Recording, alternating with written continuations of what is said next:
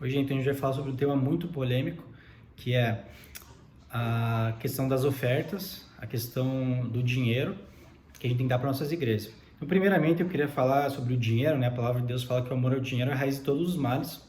E alguns por meio dessa cobiça se desviaram, trazendo muitos males para si mesmo. Jesus também diz que a gente não pode escolher servir a dois deuses. Ou a gente serve a Deus, ou a gente serve Mamon. E também Jesus fala que aonde estiver o nosso tesouro, aí estará o nosso coração. Então, onde que está o nosso coração? No dinheiro ou em Deus? Também tem um outro versículo que fala que a fé sem obras é morta. Ou seja, quem não dá o dízimo, a oferta, ele é uma pessoa que não tem fé de verdade, porque senão ela demonstraria através das suas obras. Então, a primeira coisa que eu queria falar é que no Novo Testamento não existe dízimo, tá? O dízimo é uma coisa do Antigo Testamento. Aí você vai falar, não, Otávio, então não tem que dar 10%? Não, eu vou explicar. Não existe dízimo, dízimo é uma questão da lei, e eu vou provar através de versículos como no Novo Testamento a oferta é voluntária, e segundo o que cada um propôs no seu coração, segundo 2 Coríntios 9. Então, é muito interessante a gente pensar assim, que tem uma citação aqui do Charles Spurgeon, do pastor Batista, que ele falou assim, nós não estamos debaixo de um sistema similar dos judeus, que eles eram obrigados a pagar para os sacerdotes dízimos. Se tivesse alguma regra assim no Evangelho, isso destruiria a beleza da oferta voluntária e tiraria toda a maravilha do fruto da sua liberalidade. Ou seja, não existe dízimo, conforme eu vou provar, e eu não vou fazer aqui nesse vídeo explicar toda a lei do dízimo no Antigo Testamento, porque é muito complicado. Teria que fazer outro vídeo para contar isso, mas eu vou provar para vocês. A primeira coisa que eu queria falar também é que não adianta a gente dar por obrigação, tá? A Bíblia fala que os fariseus eles davam o dízimo da hortelã, do endro e do cominho, só que eles desprezavam a justiça e a misericórdia, ou seja, eles davam por obrigação. Segundo 2 Coríntios 9:7, vai falar assim, cada um contribua segundo o que propôs no seu coração, não com tristeza ou por necessidade, porque Deus ama quem dá com alegria. Ou seja, se for para dar com tristeza ou por obrigação, que é a necessidade, né? Melhor nem dar, porque Deus ama se você for dar com alegria. É que nem o sacrifício de Abel e Caim. Deus desprezou o sacrifício de Caim por quê? Porque ele não fez de coração. Abel fez de coração e Caim não fez. Ele fez ali por obrigação. Então não adianta você dar a tua oferta se for assim. Então também fala aqui no 2 Coríntios 9:7. Cada um contribua segundo o que tiver proposto no seu coração. Não é 10%, não é o que você propôs no seu coração. É o que Deus colocou no seu coração. E eu creio pelo Novo Testamento que é muito mais que 10%. Porque antes nós estávamos debaixo da lei, mas agora nós estamos debaixo da graça, onde a graça superabunda. Então isso é algo muito maior. 2 Coríntios 8 vai falar assim, versículo 2. Como em muita prova de tribulação houve abundância do seu gozo, e como a sua profunda pobreza abundou em riquezas da sua generosidade. Ou seja, o povo de Corinto era pobre, mas abundou em riqueza da sua generosidade.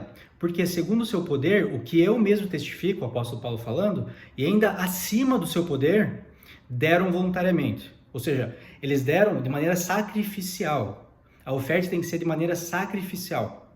A oferta, ela tem que ser algo que você vai sentir no seu bolso. Você vai tirar um luxo, vai tirar algo, porque o que eles fizeram é que eles deram acima da sua capacidade. Outra coisa, a Bíblia fala que eles deram voluntariamente, sem obrigação.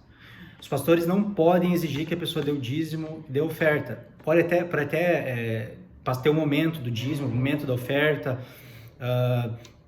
Eu creio também que muitos de boa fé, né, que nem eu falei, pedem o dízimo, só que exigir não é de acordo com a palavra de Deus, porque a gente tem que dar voluntariamente. Então, depois disso vai falar assim, que pedindo-nos com muitos rogos que aceitássemos a graça e a comunicação desse serviço que se fazia para com os santos. Ou seja, aceitem a graça que a gente está dando para vocês. Ou seja, é voluntário, a gente está dando, vocês não pediram, a gente está dando para vocês. E não somente fizeram como nós esperávamos, mas a si mesmos se deram primeiramente ao Senhor e depois a nós pela vontade de Deus. Ou seja, eles se deram primeiramente a Deus. Eles deram o coração deles para Deus. E daí, como consequência disso, eles deram o dízimo. A oferta. 2 Coríntios 9:12 vai falar o seguinte, porque a administração desse serviço não só supre as necessidades dos santos, mas também é abundante em muitas graças que se dão a Deus, visto como na prova dessa administração, do dinheiro, glorificam a Deus pela sua submissão, ou seja, a submissão, o dízimo, a oferta, ela mostra a submissão que o nosso coração tem a Deus. Que confessais quanto ao Evangelho de Cristo, e pela liberalidade de vossos dons para com eles e para com todos. Para que vão servir as ofertas, né? As ofertas vão servir para sustentar pastores. O pastor tem família, ele tem que viver, ele tem que pagar as contas para filhos, ele tem que comprar comida. Como é que ele vai sobreviver? A oferta serve para sustentar missionários. Tá cheio de gente morrendo aí em países fora aqui do Brasil, aqui no Brasil também, que estão indo para o inferno sem conhecer o Senhor Jesus, e a gente tem que sustentar missionários. Porque essas pessoas que vão evangelizar, quem vai evangelizar aqui, o brasileiro que vai evangelizar na Nigéria? É o missionário. Quem que é o brasileiro que vai evangelizar na Ásia? É o missionário. A palavra de Deus diz também que a gente tem que fazer bem a todo mundo, mas principalmente a nossos irmãos da fé. Quem que vai dar uma cesta básica para o irmão? Quem que vai ajudar a pagar a conta do mês do irmão? Quem que vai dar roupa para o irmão? É através desse dinheiro. E obviamente tem as ofertas que a gente vai dar para uma pessoa ou outra, né? Mas principalmente para a igreja. E também as obras sociais, né, que a igreja tem que sustentar. Trabalhos com morador de rua, trabalhos com orfanatos. A gente tem aqui a Associação Batista, por exemplo, aqui no Paraná, a BASC, né? Se não me engano, foi fundada pela Cleusa Piragini, que ela é maravilhoso o trabalho deles, é maravilhoso. E uma parte do que eu sei que as igrejas batistas recebem, eles passam para a BASC, né? Trabalho de obras sociais com crianças, com idosos, com todo esse tipo de gente. A palavra diz assim que a verdadeira religião é ajudar os órfãos e as viúvas nas suas tribulações. O que são os órfãos e as viúvas? São pessoas que passam necessidade. Os órfãos, as viúvas, os moradores de rua, os drogados, os bêbados, né? Então, para concluir, a gente vê aqui que no Novo Testamento que a oferta é voluntária, que ela é liberal, que ela é sacrificial e que ela é de coração.